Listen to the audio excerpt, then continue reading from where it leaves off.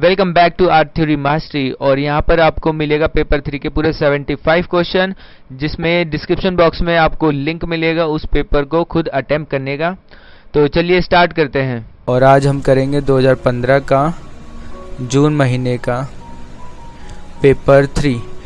Paper 2 हमने कर रखा है और अब पेपर 3 करते हैं। पेपर 3 में देखिए 75 क्वेश्चन होंगे और वैसे ही होंगे जैसे पेपर 2 में थे। तो चलिए स्टार्ट करते हैं। Who set up personal lithography press in 19th century at Bombay. देखिए बॉम्बे के घाटकोपर में 19वीं शताब्दी में राजा रवि वर्मा ने अपनी लिथोग्राफी की प्रेस को इस्टेब्लिश किया था। किसकी सहायता से? जर्मन की सहायता से। और यहाँ पे लिथोग्राफी प्रेस में यानी जो प्रिंट निकाले जाते थे वो ओलियोग्राफी होते थे। तो इसमें कंफ्यूज मत होना, ओलियोग्राफी होता है क्रोमोलिथोग्राफी, ठीक है। तो उसके प्रिंट निकाले जाते थे और जो प्रिंट निकाले जाते थे वो राजा रवि वर्मा की जो पेंटिंग्स होती थी भगवानों की, उसको यानी हर एक एक घर में पहुंचाने के लिए ये प्रेस इसने लगाया था, ठीक है। तो दूसरे क्वेश्चन पे चलते हैं। स्ट्रॉन्ग एसिड के बारे में पूछा है। Is used in which printing process. किस प्रिंटिंग प्रोसेस में एकदम स्ट्रॉन्ग एसिड का यूज़ होता है? तो आप सबको पता है एचिंग है जो उसका यानी बहुत ही स्ट्रॉन्ग यानी एचिंग में ही एसिड यूज़ होता है सबसे पहले बात। और देखिए स्ट्रॉन्ग एसिड में आता है इसमें नाइट्रिक एसिड, है ना। और दूसरा आता है इसमें ferric chloride acid, ferric chloride acid. तो क्लोराइड एसिड तो इन दोनों का यानी जैसे नाइट्रिक एसिड है ये जिंक वाली प्लेट पर अप्लाई की जाती है। जिंक हो गया, सिल्वर हो गया और ऐसे ही जो हार्ड मेटल है। और फेरिक क्लोराइड थोड़े से सॉफ्ट जैसे कॉपर हो गया और जिंक, इन मेटल पर अप्लाई किया जाता है, ठीक है। तो स्ट्रॉन्ग एसिड का पता चल गया आपको। नेक्स्ट क्वेश्चन पे चलते हैं। क्वेश्चन नंबर 3 हमसे पूछता है सोमनाथ होरे वॉज फेमस। देखिए सोमनाथ होरे एक एक्टिविस्ट भी था, कम्युनिस्ट पार्टी से जुड़ा था और मैगजीन थी उससे वो जुड़ा हुआ था और उसमें काम भी किया था जनयुद्ध में। और आर्टिस्ट भी था, प्रिंट मेकर भी था। तो जो चौथा ऑप्शन है ऑल ऑफ द अबव वो सही हो जाएगा, ठीक है। चौथा क्वेश्चन पूछता है हमसे what was Bengal gazette. Bengal gazette क्या है? जैसे कि आपको सबको पता है फर्स्ट न्यूज़पेपर ऑफ इंडिया। तो फर्स्ट न्यूज़पेपर ऑफ इंडिया ये आया कब, कैसे आया, किसने बनाया? तो इसका मैंने बताया था आपको 1780 में जेम्स अगस्टस हिकी द्वारा। अगस्टस हिकी से याद रख सकते हो आप, अगस्टस हिकी। और इसको हिक्की बंगाल गजट भी कहा जाता है, ठीक है। इसने फाउंड किया था 1780 में। नेक्स्ट क्वेश्चन की ओर चलते हैं। 5वां क्वेश्चन हमसे पूछता है etching is a part of. Etching किसका पार्ट है? वुडकट का, लिनोकट का, लिथोग्राफी का या इंटैग्लियो का? तो आप सबको पता होगा इंटैग्लियो एचिंग का एक पार्ट है। देखिए एचिंग क्या होती है मैं अच्छे से आपको दोबारा से समझाता हूँ। पहले के वीडियो में भी मैंने समझाया, इसमें भी समझा देता हूँ अच्छे से कि जो एचिंग वाला पार्ट होता है ना वो यानी हम मेटल प्लेट पे करते हैं। मेटल प्लेट किसी की भी हो सकती है जैसे कॉपर, जिंक वगैरह, ठीक है। और फिर इस प्लेट पे लगा होता है वैक्स, ठीक है, बी वैक्स समथिंग कुछ लगा होता है। उसको हम नीडल की सहायता से, नीडल को ब्यूरिन कहते हैं, ठीक है, शार्प नीडल होती है, ब्यूरिन की सहायता से यानी स्क्रैच करते हैं। स्क्रैच मतलब आर्टिस्ट अपनी इमेज तैयार करता है प्लेट के ऊपर। तो ब्यूरिन हो जाती है, उस पर हल्के हल्के स्क्रैच जो आते हैं। फिर उसके बाद जो एसिड के जो टब होते हैं, बाथ टब होते हैं एसिड के, उसमें प्लेट को बाइट किया जाता है। एक टर्म होता है, एक शब्द है बाइट, ठीक है। तो बाइट किया जाता है उसमें एसिड के टब में, एसिड के टब में बाइट किया जाता है। फिर जब प्लेट रेडी हो जाती है तो उसमें इंक लगाकर हम अपना प्रिंट ले लेते हैं। 5वां क्वेश्चन हो गया। अब छठे क्वेश्चन पे चलते हैं। छठा क्वेश्चन हमसे पूछता है nitric acid is used for etching in the metal. जैसे कि मैंने बताया था नाइट्रिक एसिड काफ़ी स्ट्रॉन्ग होता है, तो वो कौन से मेटल को एच करने के लिए यूज़ किया जाता है? एल्यूमिनियम, ज़ाइलोबोर्ड, कॉपर या ऑल ऑफ द अबव। तो जो कॉपर है उसके लिए दूसरा एसिड यूज़ होता है, जैसे मैंने ऊपर बताया फेरिक क्लोराइड एसिड। और नाइट्रिक एसिड थोड़ा सा हार्ड होता है और स्ट्रॉन्ग होता है, तो एल्यूमिनियम की प्लेट को हम इससे एच कर सकते हैं। ठीक है, छठा क्वेश्चन हो गया। 7वां क्वेश्चन पे चलते हैं। The process of recording human movement, recording human movement, ठीक है, and translating that movement on to a digital model is recalled as,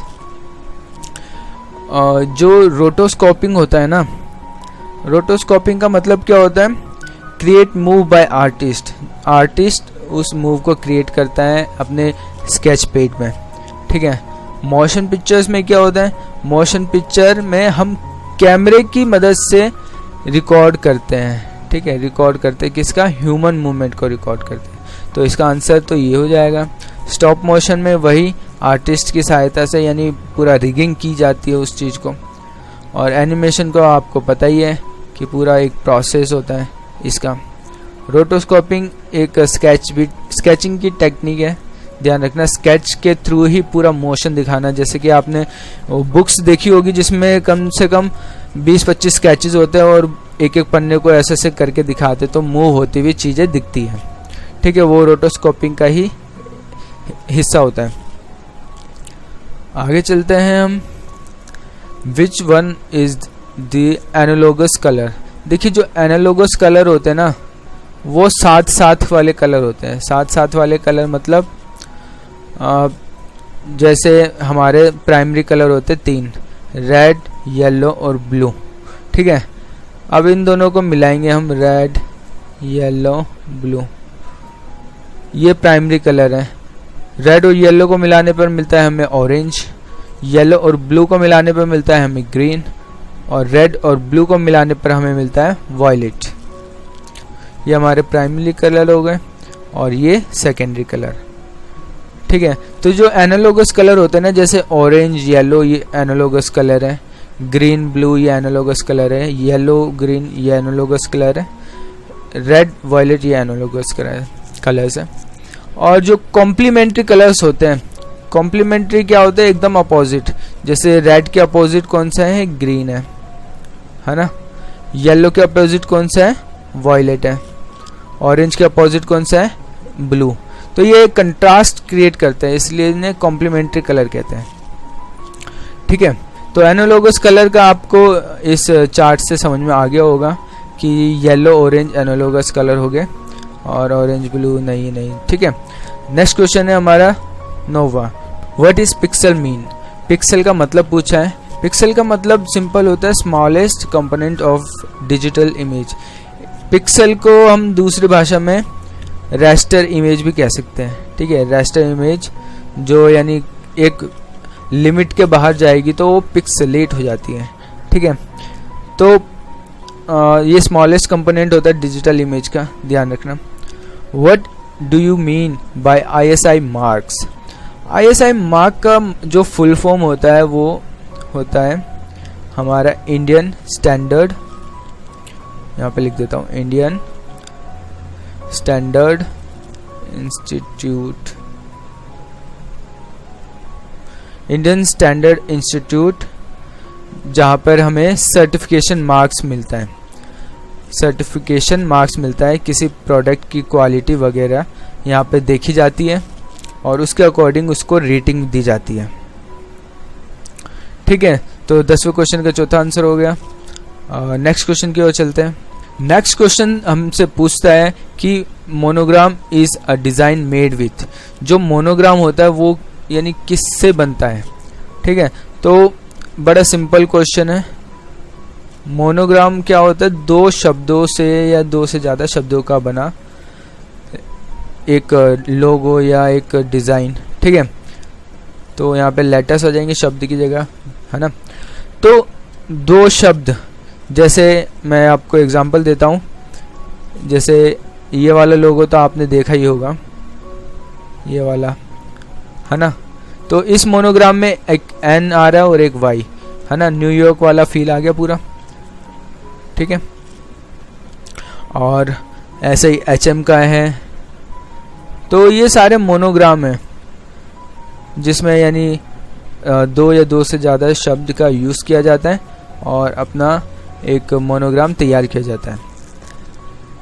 12वां question, glossary in a book is refer as. जैसे आपने कुछ बुक्स पढ़ी होगी तो बुक्स के जो लास्ट वाले पेज में देखा होगा आपने, जिसमें कुछ शब्द होते हैं जिसका यानी सच में मतलब रीडर्स नहीं पता कर पाते, तो रीडर्स की सुविधा के लिए जो राइटर लास्ट वाले पेज में एक ग्लोसरी वाला एक पेज बनाते हैं जिसमें जो टेक्निकल वर्ड्स होता है उसका अच्छे से मीनिंग बताया हुआ होता है, ठीक है। तो ये ग्लोसरी का मतलब list of technical words. Next question पे चलते हैं। Who painted and title the river in iron oxide and acrylic. जो आयरन ऑक्साइड होता है ना, देखिए आयरन का मतलब लोहा, ऑक्साइड मतलब जिसमें यानी ऑक्सीजन से हो गया कुछ खराब, तो ये बेसिकली रस्ट होता है ना। इन दोनों को मिलाए तो यानी रस्ट, जंग लगा हुआ लोहे को आयरन ऑक्साइड कहते हैं। तो ये जंग लगी हुई, जंग वाली जो चीज़ है, जैसे डार्क ब्राउन टाइप का जो होता है, वो यूज़ किया है एक्रेलिक कलर के साथ, ठीक है। और ये पेंटिंग बनाई है द रिवर, और कई सारी पेंटिंग बनाई है। तो इस आर्टिस्ट का नाम है प्रबीर गुप्ता, ठीक है। और इसने कई सारी ऐसी पेंटिंग बनाई है और कई बड़ी बड़ी पेंटिंग्स बनाई है, जैसे 11-12 फुट, 13 फुट, यानी नॉर्मल ह्यूमन साइज से काफ़ी बड़ी बड़ी पेंटिंग्स बनाई है, और यही वाला मटेरियल यूज़ करके, ठीक है। अब नेक्स्ट क्वेश्चन की ओर चलते हैं। The reality of vision in mix media is painted bye. 14 question हमसे पूछता है कि जो मिक्स मीडिया है, ये एक पेंटिंग का नाम है द रियलिटी ऑफ विजन, जो मिक्स मीडिया में बनाई गई है, किसके द्वारा बनाई गई है। तो ये जो राजीव लोचन है हमारे आर्टिस्ट, इनके द्वारा ये वाली पेंटिंग बनाई गई है। राजीव लोचन 1956 में इनका जन्म हुआ था, देहरादून में, देहरादून, ठीक है। नेक्स्ट क्वेश्चन पे चलते हैं। Who is painter of poet on the island of the birds. Poet on the island of the bird, जैसे कि आपको सबको पता है कि जो सबसे यानी बहुत बड़े पोएट हुए हमारे पूरे भारत हिंदुस्तान के, रविंद्रनाथ टैगोर। तो उन्होंने जब ये बुक बनाई थी तो उन्होंने बोला था कि हमें, यानी बोला नहीं था, यानी आर्टिस्ट खुद ही उदम के आए कि मैं बनाऊंगा इस बुक का इलस्ट्रेशन वगैरह। तो ये वाटर कलर में बना हुआ पेपर पर किसके द्वारा बनाया गया था, तो ये बनाया गया था हमारे गगनेंद्र नाथ टैगोर ने, ठीक है। गगनेंद्र नाथ टैगोर ने इसे बनाया था, और पोएट की जगह यहाँ पे रविंद्रनाथ टैगोर आना चाहिए, क्योंकि उसकी बुक में Rabindranath on island of the birds है, ठीक है। और ये NGMA में आपको दिख जाएगा, NGMA में है ये वाली पेंटिंग्स। और 15 क्वेश्चन का तीसरा आंसर। 16वें क्वेश्चन पे चलते। 16वां क्वेश्चन है, in which painting Picasso mixed sand with oil paint. देखिए पिकासो की कौन सी पेंटिंग में मिट्टी और ऑयल कलर्स को मिलाए गए। तो मंडोलिन एंड गिटार वाली जो पेंटिंग है इसकी, पिकासो की, इसमें इसने सैंड और ऑयल का यूज़ किया है, ठीक है। दोनों को मिलाकर इसने ये वाली पेंटिंग बनाई है, जिसमें एक गिटार है और उसी में कोई भी फॉर्म है समथिंग, आप देखना बहुत अच्छी बना रखी है। 17वें क्वेश्चन पे आते हैं हम। 17वां क्वेश्चन है हमारा, which Indian artist are use water colour, charcoal, gesso and marble dust on paper for painting entitled 2004।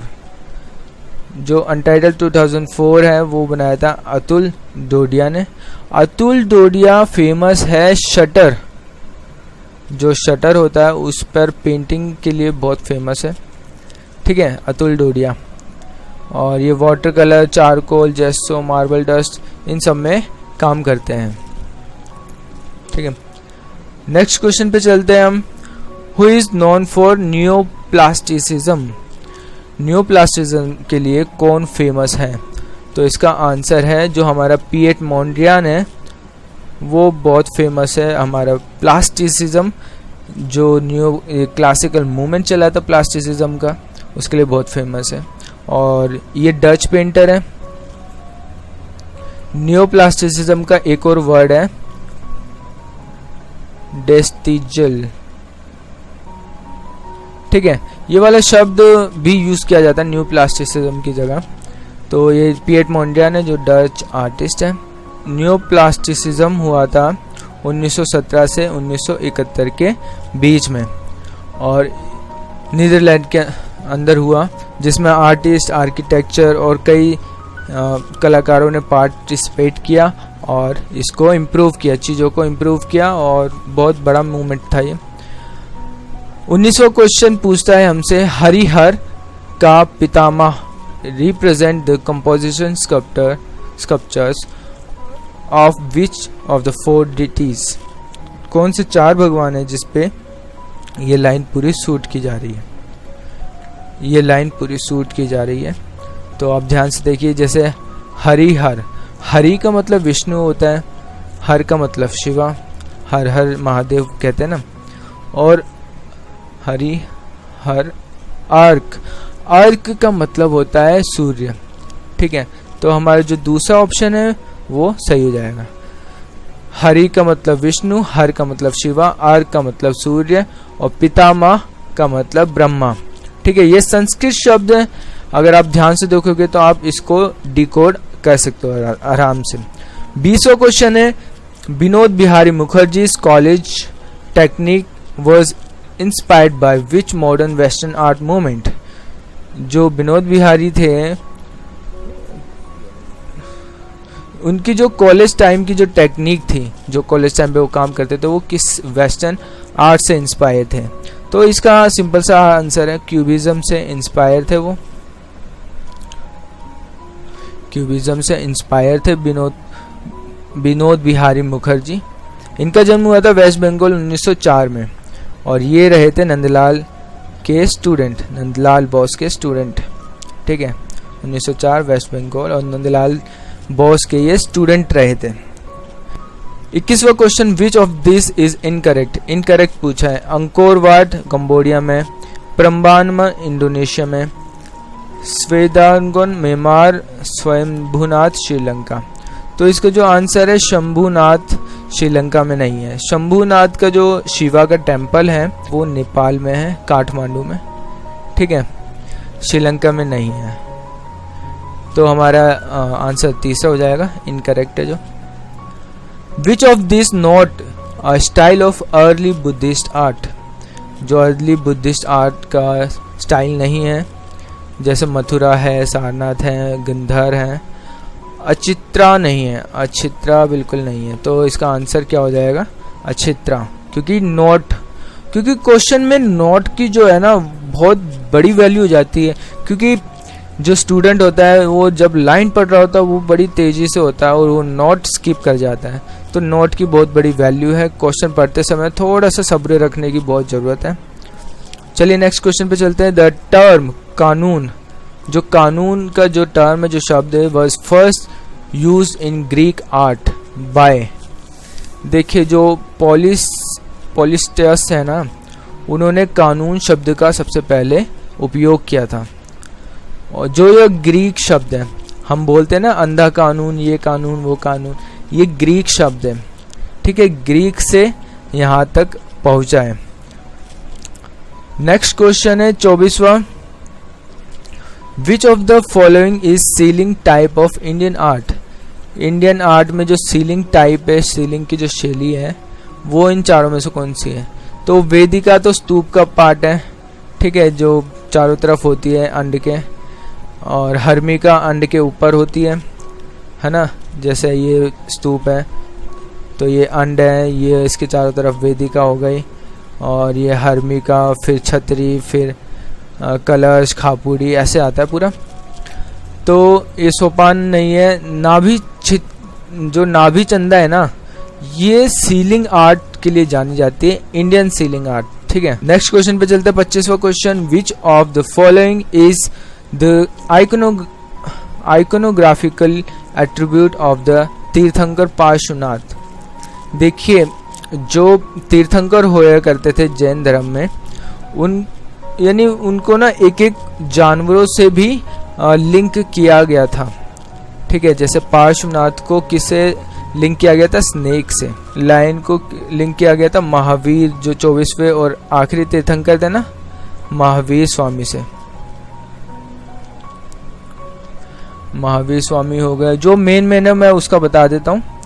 और जो स्टार्टिंग वाले थे ना, जो ऋषभनाथ को उसको बुल, जो ऋषभनाथ जो सबसे पहले तीर्थंकर थे, ऋषभनाथ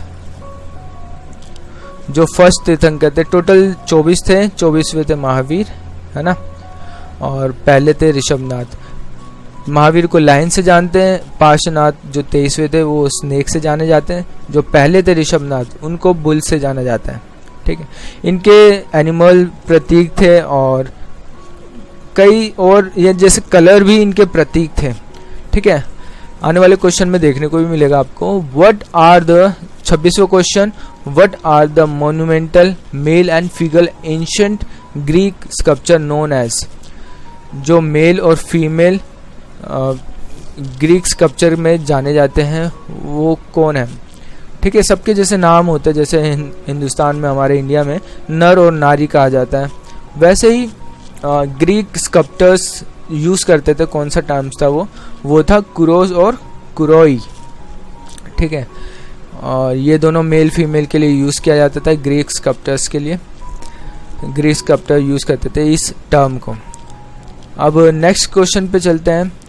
नेक्स्ट क्वेश्चन हमसे पूछता है, who has the sculptor Triumph of labour. Triumph of labour जो स्कल्पचर है, जो मूर्ति है, उसका मूर्तिकार कौन है? ये बहुत सिंपल सा क्वेश्चन है, देवी प्रसाद राय चौधरी। ठीक है, ये 27वां जो क्वेश्चन है, इसमें थोड़ा सा हम डिटेल में और जाएं तो ट्रियम्फ ऑफ लेबर इनका जो बहुत फेमस स्कल्पचर है डीबी राय चौधरी का, और ये आपको पता होगा चेन्नई बीच में रखा हुआ है, चेन्नई के बीच में रखा हुआ है। और ये नागजी पटेल है ना, इनका एक फेमस है एबेकस। ठीक है, जो बहुत बड़ा बना रखा है इन्होंने एबेकस का, आप देखना इसका एबेकस बहुत प्यारा है। एबेकस क्या होता है? एक प्लेइंग बच्चों को यानी खेल में सिखाने का एक तरीका होता है। ठीक है, तो उसको ही नागजी पटेल ने बहुत बड़े वाले स्केल पे बनाए हैं। और सुबोध गुप्ता तो आपको पता ही है, स्टील में काम करने वाले। अनिश कपूर तो बहुत ही फेमस है, उनका तो cloud gate, up down sky mirror, ये बहुत फेमस है। अपसाइड डाउन स्काई, तो अनिश कपूर तो यूजीसी फेवरेट भी है, तो इसके बारे में तो बिल्कुल आप पढ़ के ही जाना, अनिश कपूर। 28th क्वेश्चन पे आते हैं। In pottery making which out of the following method is use for purifying clay by sedimentation. Sedimentation को प्योरिफिकेशन कैसे की जाती है, यानी क्ले प्योरीफाई क्ले करनी है हमें, तो इन चारों में से कौन सा यूज़ करना है? तो पोट्री मेकिंग में जैसे आपको पता होगा कि जो ये लेविगेशन होता है, ये वाला प्रोसेस अप्लाई होता है to purify clay by sedimentary. ठीक है, तो ये ध्यान रखिएगा। नेक्स्ट क्वेश्चन पे चलते हैं। 29वां question, which of the following is the work of Rodin. Rodin का वर्क पूछा गया है, इनमें से चारों में से कौन सा है? तो बहुत फेमस काम है रॉडिन का, ये वाला द थिंकर। द थिंकर में आप देख सकते हो कि जो आदमी बनाया है काफ़ी अपने में यानी खोया हुआ है, विचार कर रहा है वो, है ना, द थिंकर में। और ये वाली ब्रोंज की मूर्ति बनी है, ब्रोंज में बनी है, जो 186 सेंटीमीटर की है, 186 सेंटीमीटर में। और रॉडिन के काफ़ी फेमस है, जैसे एक गेट्स ऑफ हेल है,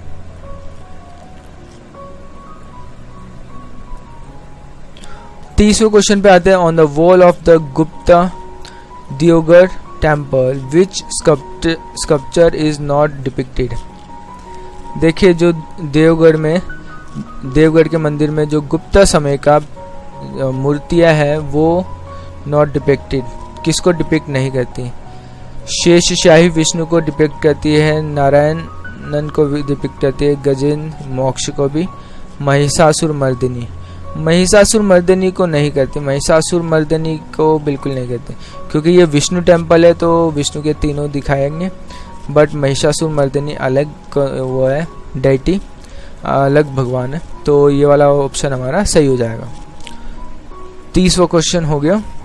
31वां question, choose the sequence of linocut process in reverse order. तो रिवर्स ऑर्डर में करना है तो सबसे पहले आएगा हमारा स्केचिंग, फिर उस स्केचिंग को हम टूल्स के द्वारा इंग्रेव करते हैं। लिनो का जो पार्ट होता है स्केचिंग वाला जिसे हम स्केच करते हैं उसको इंग्रेव करते हैं, उसको काट के अलग करते हैं, ठीक है। फिर जो इंक करते हैं, इंक भरते हैं, जो ऊपरी सरफेस रहता है उस पर इंक आती है अच्छे से और वही आगे प्रिंट होती है, ठीक है। तो ये वाला प्रोसेस रहता है, तो हमारा आंसर दूसरा हो जाएगा 31वें का। 32वां question, arrange the correct order the sequence of offset printing. Offset printing का सीक्वेंस एकदम सही तरीके से बताना है। जैसे पहले हम ड्राइंग करेंगे, ठीक है, फिर मेटल प्लेट रेडी करेंगे, मेटल प्लेट से जो प्रिंट होगा, जो हमारे इमेज होगी वो ट्रांसफ़र होती है कहाँ पर, रबर ब्लैंकेट पे। रबर ब्लैंकेट पे जब हमारी इमेज ट्रांसफ़र हो जाती है तो उस इमेज को हम कहाँ पे ट्रांसफ़र करवाते हैं, अपना इंक ऑन पेपर पर, ठीक है। तो यहाँ से हमारा प्रिंट रेडी होता है ऑफसेट का। ऑफसेट की एक छोटी सी हिस्ट्री है, मैं ज़्यादा समय नहीं लूँगा। ऑफसेट का जो 1875 में इसका सबसे पहले यूज़ किया गया, किसके द्वारा, रॉबर्ट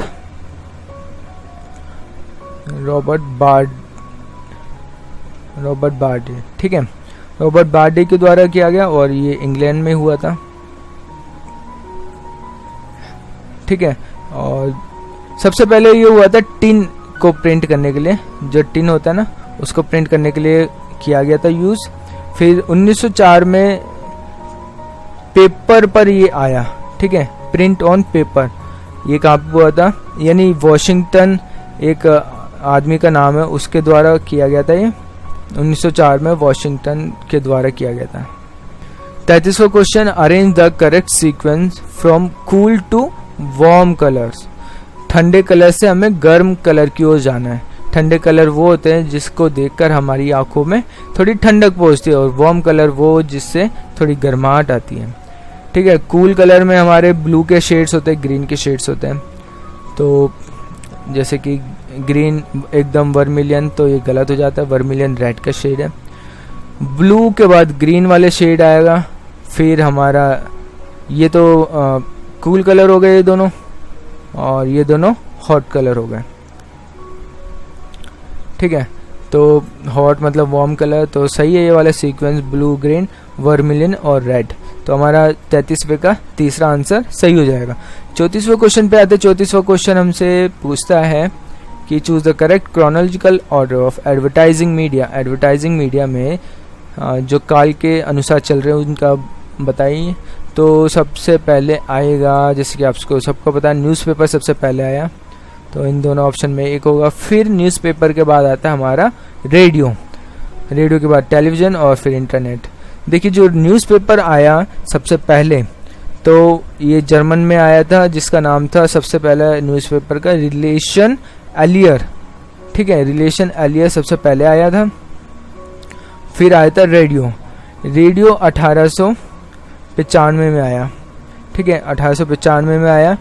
ये इटली में बना था रेडियो सबसे पहले, जो इटालियन था गुइग्लियो मार्कोनी, मार्कोनी से नाम जानते जाता है लोग, मार्कोनी, ठीक है, गिग्लियो मार्कोनी इन्होंने रेडियो का आविष्कार किया। फिर आता है टेलीविज़न। टेलीविज़न का आविष्कार कब हुआ था हमारा, 1928 में, कहाँ पर, न्यूयॉर्क में। और जो कंपनी थी इसको बनाने वाली WGY टेलीविज़न थी, ठीक है। और इंटरनेट यूएस जो आर्मी होती है उनके लिए बनाया गया था ये, ठीक है, यूएस डिफेंस के लिए बनाया गया था। और ये जिस एजेंसी के द्वारा बनाया गया था उसका नाम था ARPANET, ठीक है, ARPANET। और इस ARPANET का यानी पूरा फुल फॉर्म है advance research project agency network, ठीक है, advance research project agency network, ये इसका पूरा नाम है। तो इंटरनेट यूएस के द्वारा बनाया गया था और ये 1960 में बनाया गया था इस एजेंसी द्वारा, ठीक है। और 35 क्वेश्चन पे चलते हैं। 35 क्वेश्चन हमसे पूछता है choose the correct sequence of product study. जो प्रोडक्ट स्टडी के लिए हमारा सीक्वेंस हमें चूज करना है। तो हम प्रोडक्ट्स की स्टडी करते समय पहले उसकी एक्चुअल मार्केट के बारे में जानते हैं, ठीक है, एक्चुअल मार्केट के बारे में जानते हैं, फिर उसका ना सेलिंग पॉलिसी के बारे में ध्यान से देखते हैं। तो हमारा ये वाला आंसर सही हो जाएगा। पहले तो सेलिंग पॉलिसी देखते हैं अच्छे से, फिर उसमें मेथड ढूंढते हैं किस मेथड से यानी इफ़ेक्टिव थे, कौन से मेथड नहीं थे, तो सारी चीज़ों को टटोला जाता है। फिर उसका सेल्स प्रमोशन में वो सारी चीज़ें अप्लाई की जाती हैं, ठीक है, जिससे एक पूरे प्रोडक्ट की स्टडी की जाती है। 36 क्वेश्चन हमसे पूछता है choose the correct sequence of art department personal in seniority. जैसे अब कोई एड एजेंसी में जाएगा या कोई अप्लाइड से होगा जो डिज़ाइनर वगैरह, तो आपको पता होगा कि सबसे यानी पहले पोस्ट आती है आर्टिस्ट की, फिर आर्ट डायरेक्टर की, नहीं आर्ट डायरेक्टर नहीं, पहले आर्टिस्ट की, फिर विजुअलाइजर की, फिर आर्ट डायरेक्टर आता है, ठीक है। आर्ट डायरेक्टर के बाद आता है क्रिएटिव डायरेक्टर, ठीक है। ये एक एक स्टेप है, ठीक है, एक एक करके स्टेप है। फिर इसके ऊपर भी स्टेप्स है काफ़ी, क्रिएटिव डायरेक्टर के ऊपर एग्जीक्यूटिव डायरेक्टर और ऐसे भी बहुत बड़े बड़े पोस्ट है। तो हमारा जो होगा sequence of the art director in seniority, seniority के हिसाब से लगाना, तो हमारा सेकंड वाला ऑप्शन सही हो जाएगा, ठीक है। अब आते हैं हम 37th वाले क्वेश्चन पे। 37th question correct chronological order में लगाना है हमें। तो सबसे पहले आपको सभी को पता है जियो तो हुए 1267 में, ठीक है। फिर आते हैं मासाचियो 1428 में जन्म हुआ इनका। फिर माइकलैंजेलो जो 1475 में इनका जन्म हुआ था। फिर पिएट्रो दा कोर्टाना इनका जन्म हुआ था 1596 में। अब इनके जो कंट्री है उनके बारे में बात कर लेते हैं। जियोटो है हमारा इटली का, मासाचियो भी इटली का है, माइकलैंजेलो भी इटली का है, पिएट्रो दा कोर्टाना भी इटली का है, ठीक है। ये चारों ही इटली से बिलोंग करते हैं और इनका सीक्वेंस आप देख लेना 1267, 1428, 1475 और 1596, ठीक है। ये हमारा दूसरा ऑप्शन सही हो जाता है। नेक्स्ट क्वेश्चन पे चलते हैं। 38 question choose the correct chronological order of the painting. तो सबसे पहले आएगा हमारा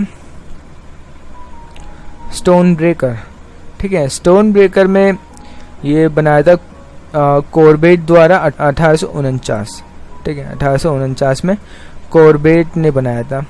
हिंदी में कोरबे कहते हैं जिसे, ठीक है। वाटर लिलीज के फूल बनाए थे जो ऑयल पेंटिंग में है ना। फिर आता है डिमोइसेल्स द एविनगोन।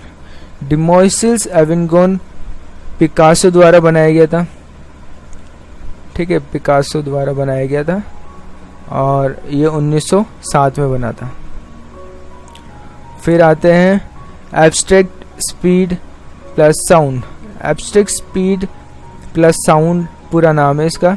ये जियोकोमो बाला द्वारा बनाया गया था, जियोकोमो बाला द्वारा बनाया गया था और 1913 से 14 के बीच में बनी थी ये पेंटिंग। और वाटर लिलीज का रह गया ना, वाटर लिलीज का हमारा यानी ऑयल पेंटिंग है और इसके कई सारे आर्टिस्ट हैं, इसलिए मैं आपको एग्जैक्ट नहीं बता पाऊंगा। तो ये हमारा पहला ऑप्शन एकदम सही हो जाएगा। 39th वाले क्वेश्चन देखते हैं। करेक्ट क्रोनोलॉजिकल सीक्वेंस बताना है हमें। 39th क्वेश्चन हमसे पूछता है सीक्वेंस में सबसे पुराना ढूंढना पहले। तो ये मैनरिज्म सबसे पुराना है। मैनरिज्म का टाइम पीरियड है 1520 से लेकर 1530 के बीच में, ठीक है। और ये इटली के अंदर ही हुआ था। इसके बाद आते हैं हमारे बरोक स्टाइल में। बरोक हमारी 17th सेंचुरी कह सकते हो आप, या 1740 कह सकते हो, ठीक है। बरोक स्टाइल हमारा हुआ और 1740 ही मान के चलो इसे। फिर आता है इम्प्रेशनिज्म। क्लाउड जो मोनेट था उसकी सनराइज इम्प्रेशन के टाइटल के ऊपर पूरा इम्प्रेशन मूवमेंट चला, ठीक है। और इसका समय पीरियड था 1870 से यानी 10-15 साल चला था ये, ठीक है। और दादाइज्म का जो समय पीरियड था वो 1915, मतलब जो वर्ल्ड वॉर फर्स्ट चल रहा था उसके बीच का था। और दादाइज्म के पीछे 2 आर्टिस्ट बड़े माने जाते हैं। एक तो मार्शल डुचैम्प है। मार्शल डुचैम्प ने क्या किया था आपको जानकर हंसी भी आएगी, खुशी भी होगी। इन्होंने बिल्कुल अपोज कर दिया था, सोसाइटी का विरोध करने के लिए इन्होंने अपनी एग्जीबिशन में टॉयलेट शीट निकाल कर रख दी तो बिल्कुल ही सोसाइटी के अपोजिट था। तो मार्शल डुचैम्प जिससे बहुत ज़्यादा फेमस हो गए थे।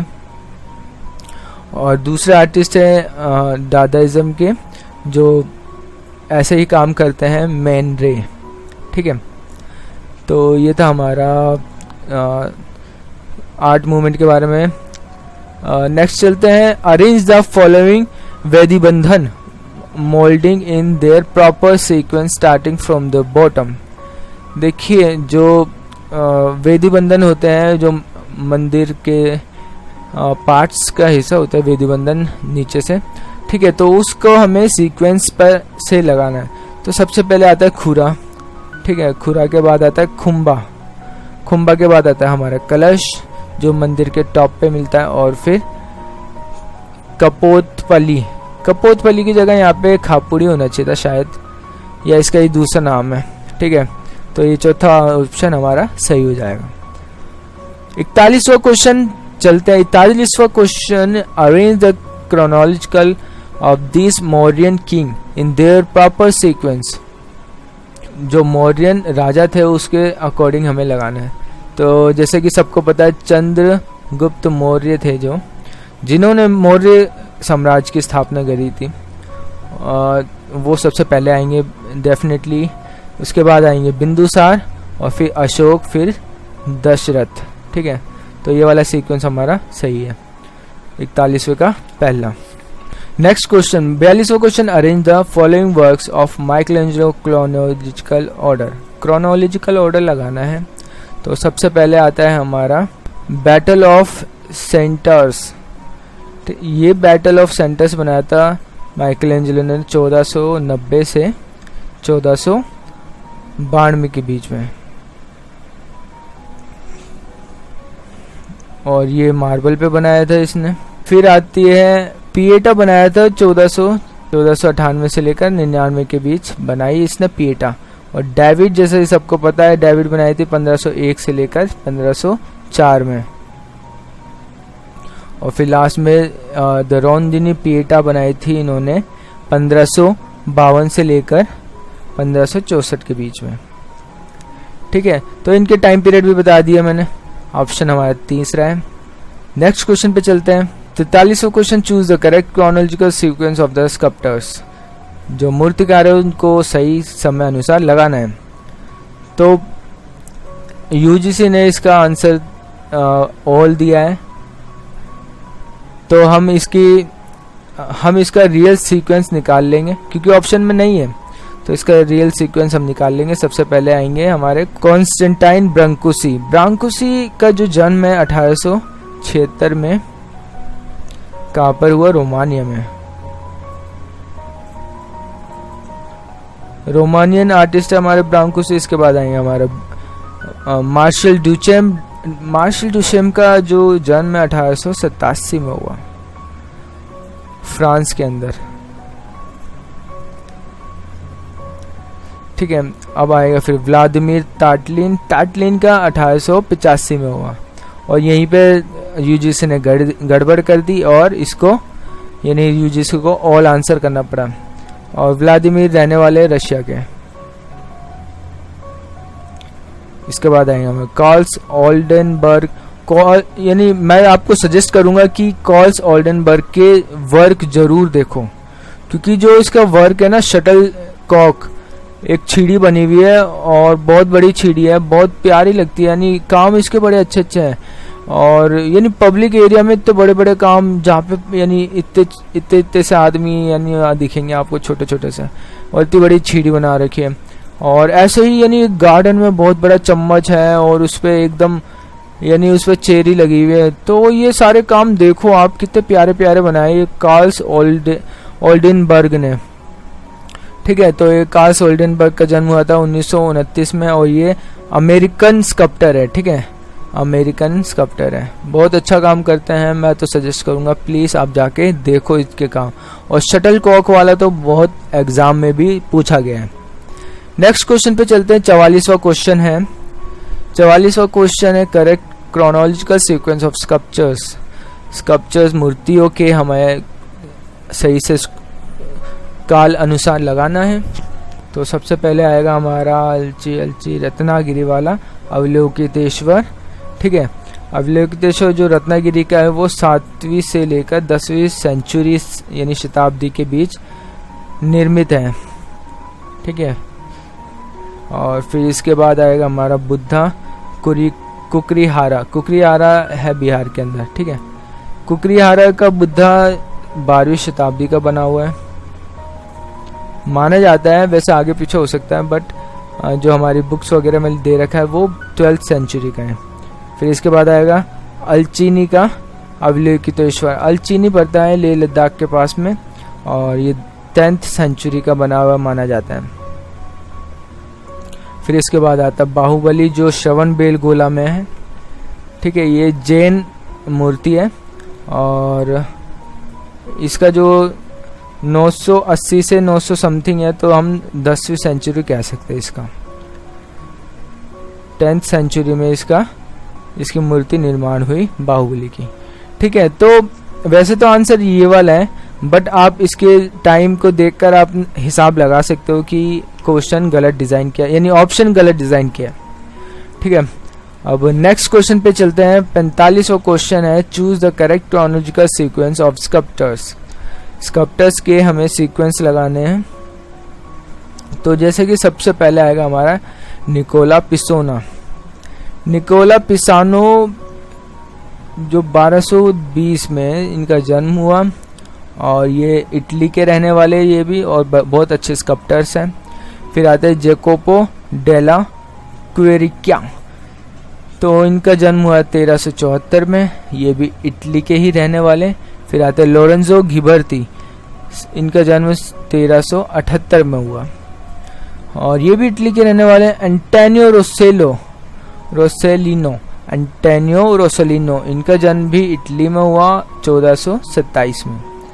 इटली के जो स्कल्पटर्स हैं वो बहुत अच्छे हैं, तो स्कल्पटर्स का नाम आए तो हमेशा इटली पे ही आपको क्लिक करना है। ज़्यादातर, हमेशा नहीं, ज़्यादातर इटली पर क्लिक करना है अगर देश का नाम पूछे। तो हमारा पहला ऑप्शन सही हो जाएगा 45वें का। 46वें पे चलते हैं। 46वां असर्शन है, उसका रीज़न दिया रखा है। Movable type is a process to move, cut and paste the type face. देखिए, मूवेबल टाइप का मतलब होता है उसे हम काट कर मूव कर सके। ठीक है, यहाँ पे पेस्ट की ना बिल्कुल गुंजाइश नहीं होती। ठीक है, और मूवेबल टाइप जो इन्वेंट किया था गुटेनबर्ग ने किया था 1450 में। और ठीक है, तो हमारा यानी पहली लाइन में पेस्ट गलत है तो पूरी लाइन गलत हो जाएगी। Because the movable type is the system of printing the typography to reproduce. जो हमारा रीज़न दे रखा है इसमें वो बिल्कुल सही दे रखा है, बट ये सेशन गलत है। ठीक है, रीज़न हमारा सही है, तो हमारा दूसरा option A is not correct but R is correct, हमारा सही हो जाएगा। नेक्स्ट क्वेश्चन पे चलते हैं। नेक्स्ट क्वेश्चन का असर्शन है printing spread early in Korea and Japan which also used China logogram. देखिए प्रिंटिंग जो स्प्रेड हुई वो चाइना से स्प्रेड हुई 220 में, तो चाइना से ही यानी प्रिंटिंग का यानी स्टार्टिंग हुआ, वुड कट जहाँ से स्टार्ट हुआ। तो ये पहली लाइन तो गलत है कि कोरिया और जापान के रास्ते चाइना पहुँचा। तो इसका रीज़न देखते, the technique was also use in Vietnam using number of other script. बिल्कुल गलत है ये भी तो दोनों गलत है, बोथ आर इनकरेक्ट। तो हमारा तीसरा ऑप्शन बिल्कुल सही हो जाएगा। 48वें क्वेश्चन पे चलते हैं। 48वां question assertion John Gutenberg's work on his printing press began approximately in 1436। उन्होंने सोचना शुरू कर दिया था अपनी प्रिंटिंग पर 1436 में, और 1440 में इन्होंने पूरा बना लिया था, वो प्रिंटिंग प्रेस इस्टेब्लिश कर दी थी अच्छे से। तो कई हद तक ये वाली लाइन सही है, ठीक है।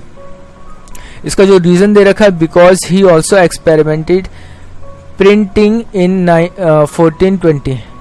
1420 में उन्होंने एक्सपेरिमेंट भी किया था प्रिंट का। तो जो इसका रीज़न है वो मेरे को सही नहीं लग रहा, क्योंकि 1420 में एक्सपेरिमेंट किया तो नहीं किया था वैसे, ठीक है। तो हमारा ऑप्शन ए पहला सही हो जाएगा, A is correct but R is not correct. 49वां question assertion cinema slides are essentially round in shape.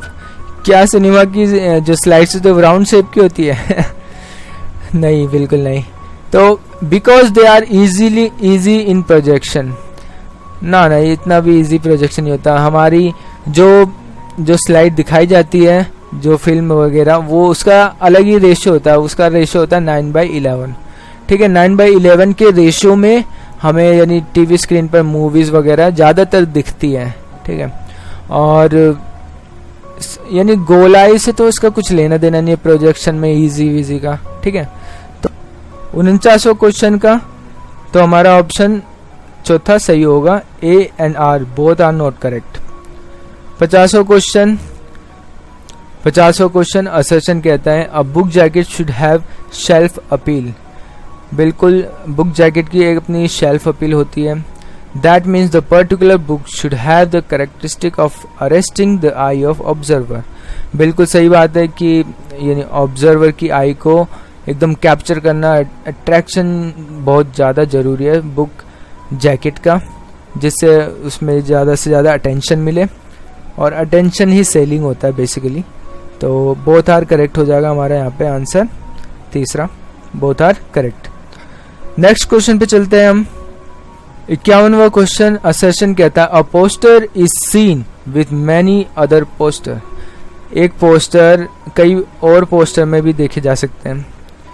तो ऐसा तो यानी हो सकता है, पॉसिबिलिटी है।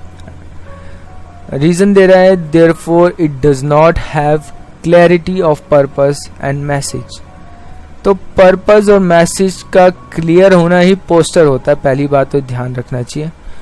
तो ये जो है ना नॉट की वजह से ये पूरी रीज़न गलत हो जाता है, ठीक है। क्योंकि पोस्टर का मतलब ही होता है कि एक मैसेज, क्लियर मैसेज देना थ्रू वर्ड और थ्रू पिक्चर, ठीक है। तो हमारा ए तो असर्शन तो सही है, उसका रीज़न सही नहीं है। तो हमारा पहला ऑप्शन बिल्कुल सही हो जाएगा। नेक्स्ट क्वेश्चन पे चलते हैं। नेक्स्ट क्वेश्चन असर्शन बोलता है मैं Francisco बैकून was self-taught as a painter influenced by Picasso। बिल्कुल सही। रीजन है this surviving works from before 1944 were not seen distorted and attenuated figures। तो ये लाइन गलत हो जाएगी। 1944 के बाद में उसके काम में जो डिस्टॉर्टेड देखा गया वो सही चीज़ नहीं है। उन्होंने डिस्टॉर्टेड किया ही इन चीज़ों को, तो ये वाली लाइन गलत है। तो हमारा जो ऑप्शन होगा A is correct but R is not correct. तो पहला आंसर बिल्कुल सही हो जाएगा 52वें का। 53 वाले क्वेश्चन पे चलते हैं। 53 वाला क्वेश्चन असर्शन कहता है hot and cold pressed paper both are not use in water colour. तो यहाँ पे नोट लगा के इसने पूरी लाइन को गलत कर दिया, ठीक है। वाटर कलर में हम कोल्ड प्रेस पेपर भी यूज़ करते हैं और हॉट प्रेस पेपर भी यूज़ करते हैं, ठीक है।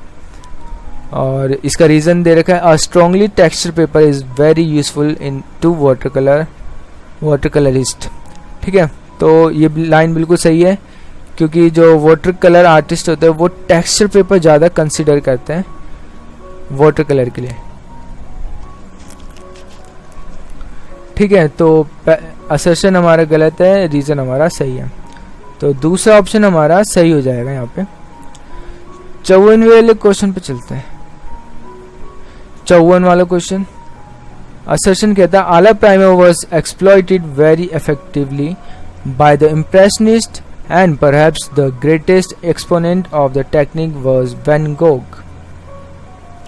जो आला प्राइमर है ना, वो अपने आप में एक टेक्निक है जिसको हम वेट टू वेट से जान सकते हैं, गीले पर गीला। ठीक है, जिसमें यानी आला प्राइमर क्या होता है, बेसिकली इसको एक टर्म है इटली के अंदर इसको कहते हैं एट वंस, मतलब एक ही स्ट्रोक में, एक ही समय, एक ही सेशन में कंप्लीट करना। ठीक है, आला प्राइमर होता है। ये वाला जो टर्म है इटली में एट वंस यूज़ किया जाता है, मतलब एक ही बारी में ऑयल कलर कर दिया हमने, है ना, एक ही सेशन में कंप्लीट कर दिया, उसको आला प्राइमर कहते हैं। और वेट टू वेट भी कहा जाता है, जिससे यानी क्या होता है, यानी पिछली लेयर ड्राई यानी सूखी नहीं, उस पे ही हमने यानी दूसरी लेयर अप्लाई कर दी, वेट टू वेट। ठीक है, तो आला प्राइमर बेसिकली आपको समझ में आ रहा होगा, एट वंस पहली स्टेज में ही, यानी फर्स्ट सेशन। ठीक है, इस चीज़ को ध्यान रखना। और इसका यानी सबसे यानी पहले यानी इम्प्रेशनिस्ट ने ही ज़्यादातर यूज़ किया, और वैन गोग इस टेक्निक के यानी बड़े यानी आर्टिस्ट रहे। तो हमारा असर्शन तो सही है इसका। रीज़न देखते हैं, alla prima painting which is not usually complete in a single session using opaque colour. तो ये तो अपोजिट है, जैसा मैंने बताया, एट वंस मतलब पहले एक ही सेशन में, सिंगल सेशन में कंप्लीट करना होता पेंटिंग को। तो रीज़न हमारे गलत है, असर्शन हमारा सही है, तो चौथा ऑप्शन हमारा सही हो जाएगा। क्वेश्चन नंबर 55, असर्शन कहता है the Natyashastra deal with theatre in most comprehensive manner. बिल्कुल सही है, नाट्यशास्त्र में अच्छे से दे रखा है थिएटर वगैरह के बारे में। Different field of art are related to the Natyashastra. बिल्कुल सही है कि दे रखा है कि डिफरेंट फील्ड में कैसे आर्ट को यूज़ करना है नाट्यशास्त्र के अंदर। तो बोथ आर करेक्ट हो जाएगा, हमारा 55 का पहला आंसर सही हो जाएगा। 56 वाले क्वेश्चन पे आते हैं। 56 वाला क्वेश्चन कहता है Plato believed that art is thrice remove from reality. Plato भरोसा करते हैं कि जो आर्ट है वो सच से बिलीव रियलिटी, जो सच से 3 गुना दूरी पर है, थ्राइस। ठीक है, प्लेटो कहते हैं, तो बिल्कुल सही है। मैं इसे समझाऊंगा आपको, इसका रीज़न देख लेते पहले। Art is inspired by nature which itself is based on the divine paradigm. तो बिल्कुल सही बात की है, art is inspired by nature. हमारी आर्ट प्रकृति से इंस्पायर होती है। ठीक है, डाइवन पैराडिज्म। अब मैं आपको समझाता हूँ, जो प्लेटो ने यहाँ पे बोला है कि सच से 3 गुना दूरी पर कैसे है आर्ट। तो प्लेटो अपनी एक थ्योरी में बताते हैं कि जो व्यक्ति होता है उसके मन में विचार कहाँ से आते हैं, भगवान से आते हैं। भगवान उसको अपने विचार देते हैं। जैसे एक बढ़ई है, उसके दिमाग में विचार आया कि मेरे को एक पोट बनाना है। ठीक है, एक कुम्हार के दिमाग में आया कि मेरे को एक पोट बनाना है, तो उसने वो पोट बनाया। ठीक है, उसको उसने पोट में बना दिया। ठीक है, बना दिया उसने पोट में, जैसा उसने सोचा उसने बना दिया। तो पहले भगवान ने उसको बताया कि पोट कैसे बनाना है, उसने फिर बनाया। तो वो सच से 2 गुनी दूरी पर है। ठीक है, वो सच से 2 गुनी दूरी पर है। और कलाकार उसी की स्टिल लाइफ बनाता है जब पेंटिंग में, है ना, पेंटिंग में वो वही पोट बनाता है कलाकार। तो उसकी जो स्टिल लाइफ है, तो उसको प्लेटो ने कहा है कि ये सच से 3 गुना दूरी पर है। ठीक है, 3 टाइम्स, ये 2 टाइम्स, ठीक है, ये 3 टाइम्स चित्र। तो प्लेटो ने इस तरीके से हमें समझाया है किसके बारे में? अपनी थ्योरी के बारे में। तो हमारा जो बोथ आर करेक्ट है, वैसे तो पहला ऑप्शन सही हो जाएगा। 57वां क्वेश्चन है, असर्शन कहता है in Indian miniature painting ragas and raginis are categorised as male and female melodic modes. जो राग एंड रागिनी है बिल्कुल फीमेल और मेल मेलोडिक मोड्स है। और जैसे आपको पता होगा राग से मिलके बनते हैं 5 स्वर से, ठीक है। तो ऐसे ही रागिनी का भी होता है। Ragas have mail protagonist, Ragini have female protagonist. ये गलत है, यानी राग कोई भी गा सकता है, जरूरी नहीं है वो मेल हो फीमेल हो, ठीक है। और रागिनी का भी ऐसा ही है। तो हमारा रीज़न गलत है, असर्शन बिल्कुल सही है। तो हमारा 57वें का हो जाएगा answer A is correct, R is incorrect. तो हमारा ये वाला आंसर सही हो जाएगा। दूसरा नेक्स्ट क्वेश्चन पे चलता है 58वां क्वेश्चन। 58वां क्वेश्चन का असर्शन हमसे बोलता है all religion of India were transmitted to South East Asia during early medieval age. जो इंडिया में यानी सारे ही रिलीजन के लोग आकर were transmitted to South Asia during early medieval age, मध्यकाल में मिडिवल एज में आकर यानी उन्होंने अपना धर्म प्रचार प्रसार किया। तो ये तो गलत है। जो मध्यकाल में ना क्या हुआ था, मध्यकाल में मैं बताता हूँ, बुद्ध धर्म और जैन धर्म ये 2 फेमस थे, बहुत फेमस थे। हिंदू धर्म यानी बिल्कुल कम था अपने साउथ ईस्ट एशिया में बता रहा हूँ, ठीक है, जिसमें भारत पाकिस्तान सारे आते हैं, अपने चाइना वाइना। तो ये 3 धर्म मौजूद थे, जिसमें सबसे जो बढ़ने वाले धर्म थे वो बुद्ध और जैन थे, ठीक है। तो ऑल धर्म में तो फिर वो भी आ जाने, यानी यहूदी आ गए, क्रिश्चियन आ गए, पारसी आ गए, तो ऐसे बहुत सारे ऑल में। तो वो मध्यकाल में तो दूर थे, वो मेडिवल पीरियड में तो नहीं थे, ठीक है। तो हमारा असर्शन गलत है यहाँ पे।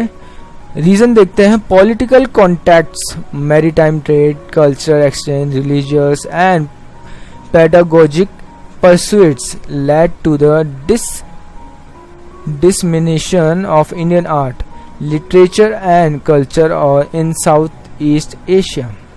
रीज़न बिल्कुल सही है, जिसमें पॉलिटिकल कॉन्टेक्स्ट थे, मैरीटाइम ट्रेड्स थे और कल्चर एक्सचेंज हुआ था। तब थोड़ा सा रिलीजन अपना पैर पसारा था दूसरे देशों वालों का। पेडागोजी परसुएट लैड जिसमें इंडियन आर्ट, और इंडियन आर्ट को भी कहीं ना कहीं प्रभावित किया था लिटरेचर में, है ना। तो ये वाली जो रीज़न है वो सही है। बोथ आर करेक्ट, नहीं incorrect, is incorrect, R is. तो हमारा तीसरा ऑप्शन इसमें सही हो जाएगा, 58 का तीसरा। अब नेक्स्ट क्वेश्चन पे आते हैं। क्वेश्चन असर्शन हमसे बोलता है द क्लासिकल स्टाइल ऑफ गुप्त स्कल्पचर्स इज डिफाइंड इन पाला पीरियड। जो क्लासिकल गुप्त स्कल्पचर्स बने थे वो रीडिफाइन किए गए किसमें? पाला पीरियड में दोबारा बनाए गए उसे। तो ये बात सही है, क्योंकि पाला पीरियड में जो पाल शैली थी, पाल समय था, उसमें थोड़ा सा क्रिएट किया गया गुप्ता स्टाइल को दोबारा से, है ना। और ornamentation and sensuous rendition of human figures play and pivotal role in Pala sculptures. जो पाला स्कल्पचर थे उनका जो रोल था वो ऑर्नामेंटेशन, सेंसेशन और rendition of human figures play and provision. तो इन सब का रोल था। तो ये हमारा रीज़न भी सही हो जाएगा, both are correct. Next question पे चलते हैं। 60वां क्वेश्चन असर्शन।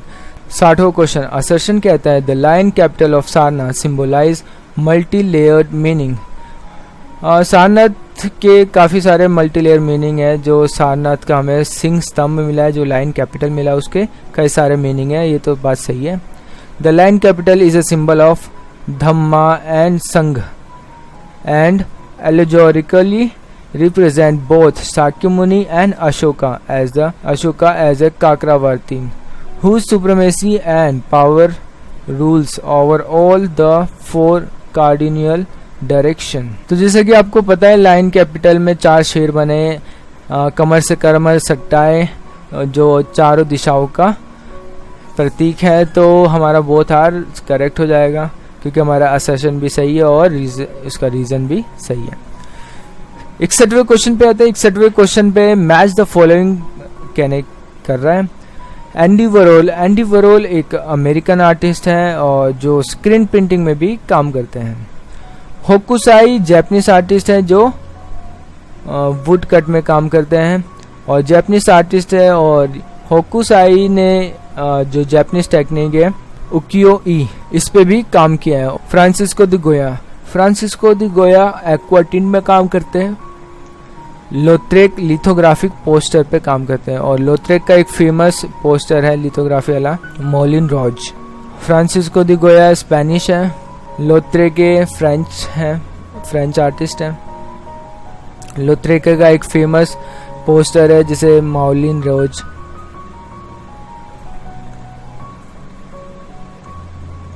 ठीक है, ये छोटी छोटी सी जानकारी बहुत काम आने वाली है। नेक्स्ट क्वेश्चन पे चलते हैं।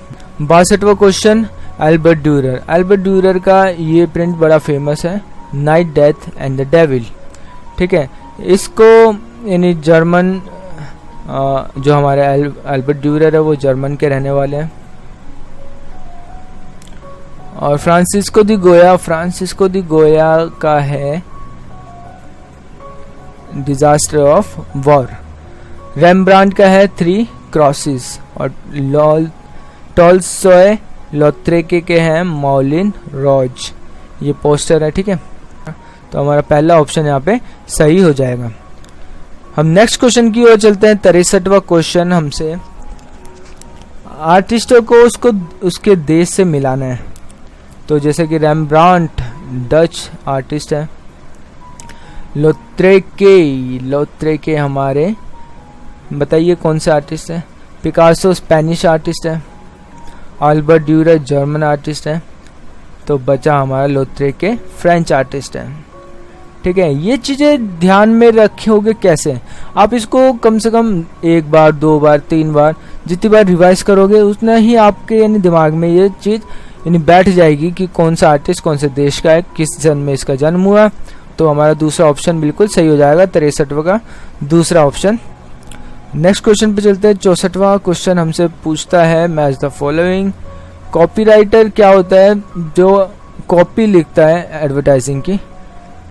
Laser impression, Photoshop, operating system आपको पता है कंप्यूटर को हम ऑपरेटिंग सिस्टम कहते हैं। लेज़र इम्प्रेशन होता है हमारा प्रिंटर के अंदर।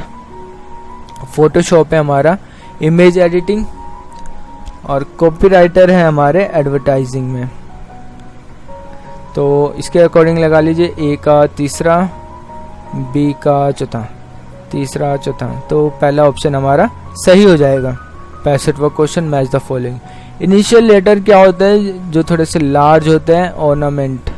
ठीक है, लार्ज ऑर्नामेंट मतलब आप समझ सकते हो बड़े लेटर नहीं होते जो स्टार्टिंग के लेटर होते हैं, उसको फिर यहाँ से ऐसे स्टार्ट करते हैं, द वर्ल्ड इज ऐसे फिर लाइन चलती है। तो ये लार्ज ऑर्नामेंट में होता है इनिशियल लेटर, जो स्टार्टिंग के लेटर होता है। इनिशियल मतलब स्टार्टिंग। ठीक है, स्क्रिप्ट लेटर क्या होता है? स्क्रिप्ट लेटर होता है जो हमारी हैंडराइटिंग से मिलता जुलता होता है। ठीक है, similar to handwriting. Italic letter होता है जो हमारे थोड़े से राइट साइड में झुके हुए होते हैं, जैसे हम लिखते हैं ना ऐसे, जैसे मैंने राइट लिखा तो ये थोड़े से स्लांट थे, है ना, राइट साइड की ओर झुके हुए थे।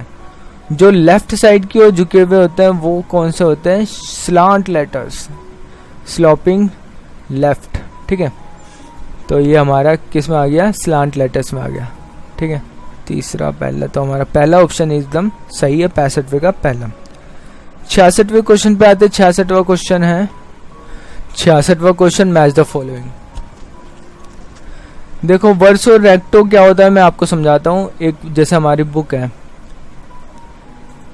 बुक में जो लेफ्ट साइड का पेज होगा वो होगा हमारा वर्सो, और जो राइट साइड का पेज होगा वो होगा हमारा रेक्टो। राइट से रेक्टो भी याद कर सकते हो, लेफ्ट से वर्सो, है ना। तो ये बुक के अंदर आता है हमारा वर्सो और रेक्टो। ठीक है, ये टर्म्स हमारा, तो वर्सो का आप यहाँ पे लगा सकते हो, left page of the book, right page of the book, ठीक है। लीफ क्या होता है? एक सिंगल पेज, ठीक है। लीफ होता है सिंगल पेज ऑफ बुक। और स्प्रेडशीट आपको पता होगा, facing page of the book, जो फ्रंट पेज होते हैं, है ना। ए का तीसरा ऑप्शन, बी का चौथा, तीसरा चौथा, तो हमारा तीसरा ऑप्शन बिल्कुल सही हो जाएगा यहाँ पे 66वें का तीसरा। 67वें क्वेश्चन पे चलते हैं। 67 question, match the following. John constable ये कहाँ के रहने वाले हैं? आप सभी को पता है, जॉन कॉन्स्टेबल रहने वाले हैं इंग्लैंड के, और इनका जन्म हुआ था 1776 में।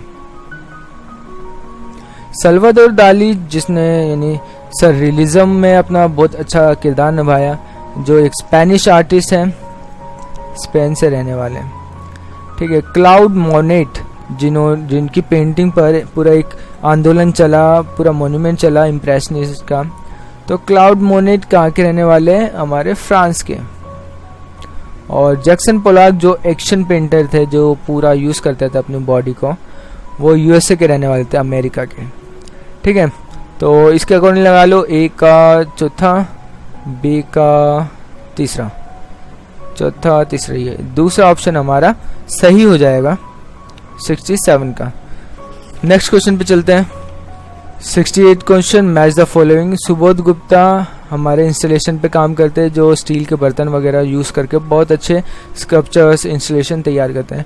राम कुमार फेमस है बनारस घाट सीरीज़ के लिए।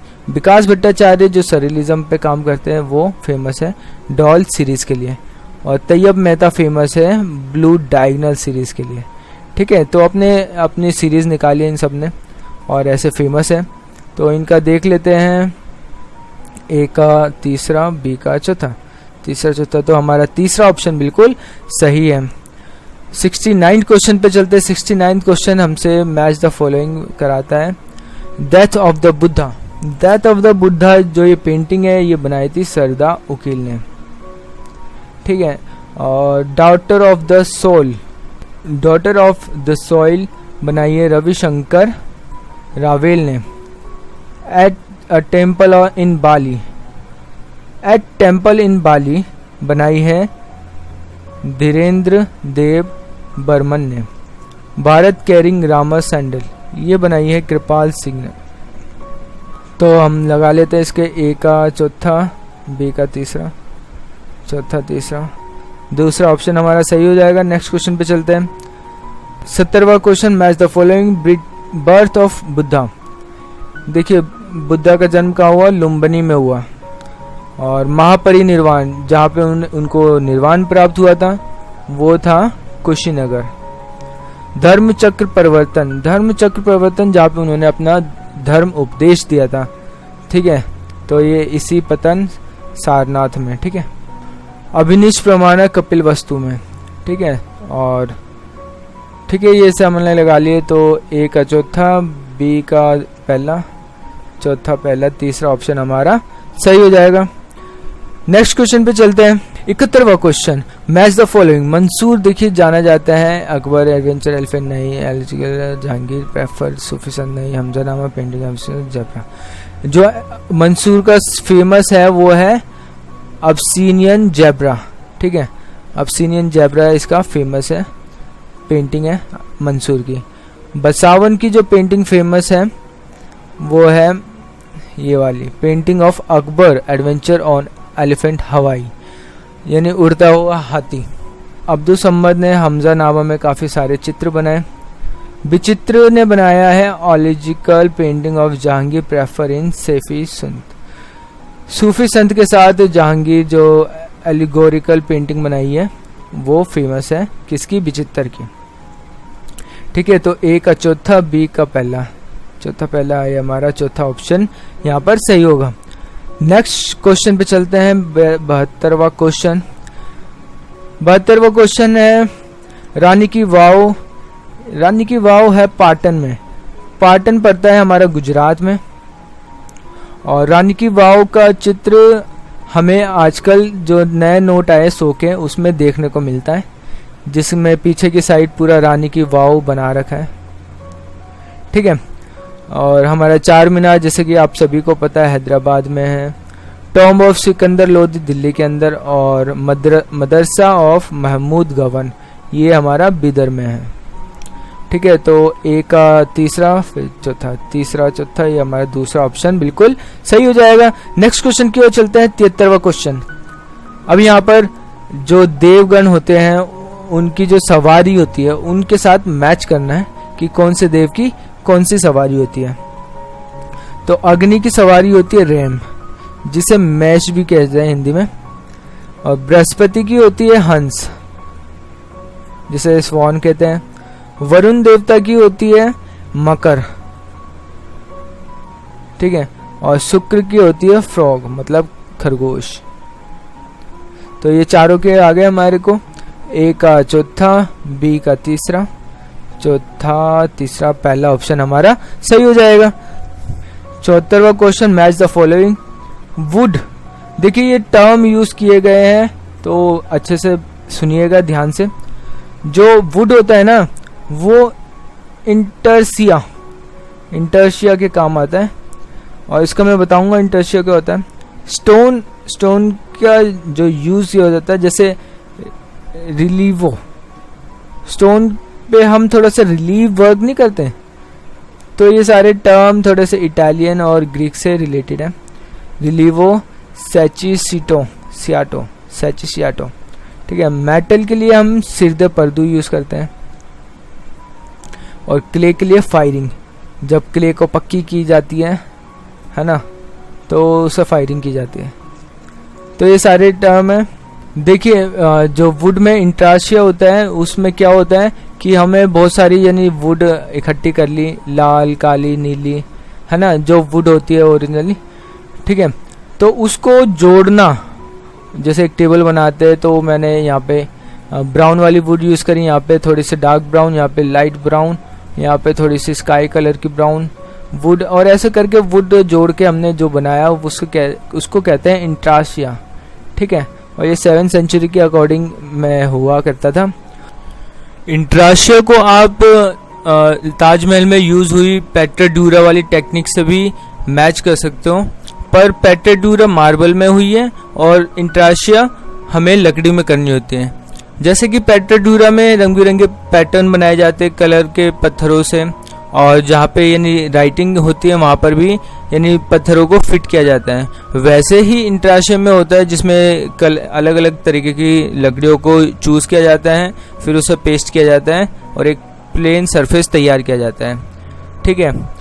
तो ये हो गया इंट्राशिया। और सीरे पर्दू होता है, लोस्ट वैक्स कास्टिंग को हम सीरे पर्दू भी कहते हैं, ठीक है।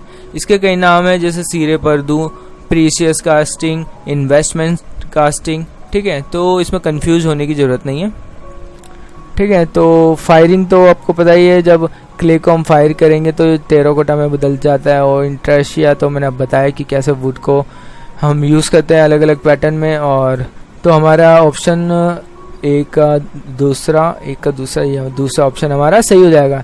नेक्स्ट क्वेश्चन पे चलते हैं, 75th question, match the following. Dancing girl Indus valley, ये हमारा नेशनल म्यूजियम न्यू दिल्ली में रखा हुआ है। लाइन कैपिटल सारनाथ, ये सारनाथ के साइट म्यूजियम में रखा हुआ है। दीदारगंज यक्षिणी रखा हुआ है हमारा पटना के म्यूजियम में, ठीक है। और बुल कैपिटल रामपुरवा हमारा राष्ट्रपति भवन में रखा हुआ है, ठीक है। तो डी का चौथा, ए का दूसरा, तो हमारा पहला ऑप्शन सही हो जाएगा। तो ये था हमारे 75 क्वेश्चन पेपर 3 के, जो 2015 जून का है। एक नॉलेजेबल वीडियो को लास्ट तक देखने वाले को मैं एक गुड लर्नर मानता हूँ, and you are an amazing learner. तो देखिए, अब पहले तो जाके सबसे यानी डिस्क्रिप्शन बॉक्स में उस लिंक पर क्लिक कीजिए और विजुअल नेट का पेपर डाउनलोड कीजिए और खुद अटेम्प्ट कीजिए, जिससे आपका नॉलेज कॉन्फिडेंस दोनों बढ़ना है। और जब पेपर के लिए आप कॉन्फिडेंस होते हो तो आपको कोई नहीं रोक सकता पेपर क्रैक करने के लिए, ठीक है। और अगर कोई आप अपने आप को वीक समझ रहे हैं तो, या आप सीरियस हो कि सर मैं करना चाहता हूं, तो उनके लिए मेरा ये पेड कोर्स अवेलेबल है, जिसमें मैं यानी बहुत सारी वैल्यूज प्रोवाइड करता हूं, लाइक क्वेश्चन पेपर, नेट यानी टेस्ट सीरीज चलती है और नोट्स मिलते हैं, एक एक कोचिंग मिलती है और रिसेंट एक्टिविटी के ऊपर जो आर्ट एंड कल्चर की एक्टिविटी होती है जिसमें आर्टिस्ट और उसके वर्क और सबको डिस्क्राइब किया जाता है, उस ग्रुप का पार्ट आप बनोगे उस पेड ग्रुप में, और फ्री कंटेंट में आपको प्रोवाइड करता रहूंगा। तो अगर आप इस चैनल पर नए आए हो तो लाइक शेयर सब्सक्राइब करना ना भूलें। Thank you so much watching for this video.